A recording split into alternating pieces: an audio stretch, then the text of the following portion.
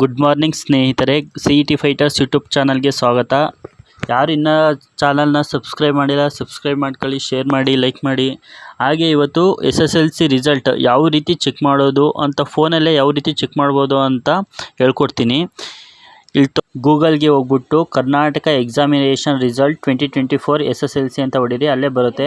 ಅಲ್ಲಿ ಅದ್ರ ಮೇಲೆ ಲಿಂಕ್ ಮೇಲೆ ಕ್ಲಿಕ್ ಮಾಡಿದ್ರೆ ಫಸ್ಟ್ನೇ ಬರ್ತಿದೆಯಲ್ಲ, ಆ ಲಿಂಕ್ ಮೇಲೆ ಕ್ಲಿಕ್ ಮಾಡಿದ್ರೆ ಈ ರೀತಿ ಬರುತ್ತೆ ಫ್ರೆಂಡ್ಸ್. 11:30ಕ್ಕೆ ಕರೆಕ್ಟಾಗಿ ಎಕ್ಸಾಮಿನೇಷನ್ 2 ರಿಸಲ್ಟ್ ಅಂತ SSLC ರಿಸಲ್ಟ್ ಅಂತ ವೆಬ್ಸೈಟ್ ಓಪನ್ ಆಗುತ್ತೆ. ಅದ್ರ ಮೇಲೆ ಕ್ಲಿಕ್ ಮಾಡಿದ್ರೆ SSLC ಎಕ್ಸಾಮಿನೇಷನ್ 2 ಅಂತ ಬರುತ್ತೆ. ಅದ್ರ ಮೇಲೆ ಕ್ಲಿಕ್ ಮಾಡಿದ್ರೆ ಸೇಮ್ ಪ್ರೋಸೆಸ್ ಈ ವಿಡಿಯೋದಲ್ಲಿ ಬರ್ತಾ ಇದೆಯಲ್ಲ, enter your register number and date ಮತ್ತು ಮಂತು, ಇಯರು.